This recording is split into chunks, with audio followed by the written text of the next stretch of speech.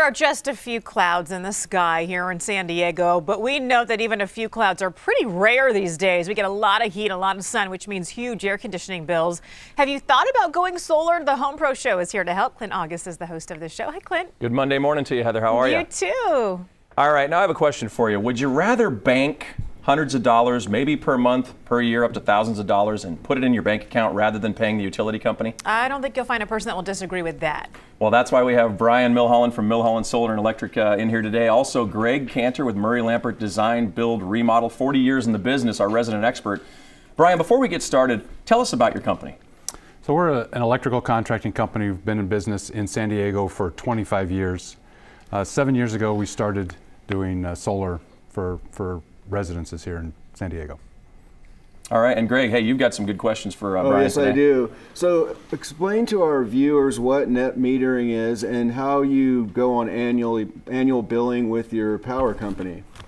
Solar electrical does not produce power, all the power that you need 24 hours a day. It only works when the sun's shining. So you overproduce your electrical needs when the sun's shining, and you feed that back onto the grid. And with net energy metering, you're allowed to pull those credits that you generate during the day back at night or other times of the year to offset your total electric bill. So during the summer, you're generating a lot of power, and you basically get to bank that power. And right now, it's a 1-to-1. So in the wintertime, when it's cloudy, you can take that power back and, bank it, right? Bank it, right. Yeah. So with net metering, you're allowed to go onto an annual billing. So we determine how much energy you're going to need over the course of an entire year, and that takes out the highs and the lows of overgeneration or undergeneration, and to allow you to zero out your electric bill. And there's a certain amount of available licenses for net metering, right? And they're saying now maybe next mid-2016 things are going to change. Can you explain what that could mean? So the existing net energy metering agreement is 5% of the San Diego area, and we're getting close to capping that out. So we're working on the next net energy metering, net metering 2.0, and we don't know what the language is going to say, but it's probably not going to be in the consumer's favor as much as it is right now. So that's going to change, the return on the investment. So that's why it's so imperative that you act now, because you want to get the best value out of your system, get the best return for your buck, and quit paying the power company instead of creating your own power, generating your own power, and it's really a good investment. Absolutely. The sooner you go solar, the sooner you stop paying the utility company and you put the money back in your pocket instead of giving it to the utility company.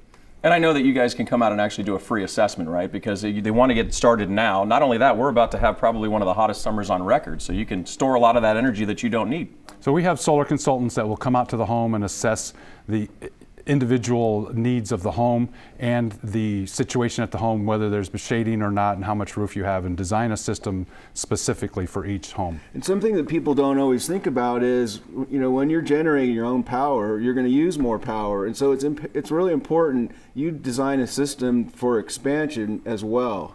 That's one of the questions we ask. Most people are conserving as much electricity as they can. So we try to build the system on what their needs are, not what they're actually using today, because everybody's trying to conserve to save money. All right, we have a question on social media for you. Is solar still a good choice for me if I have a lot of trees and shade on my property?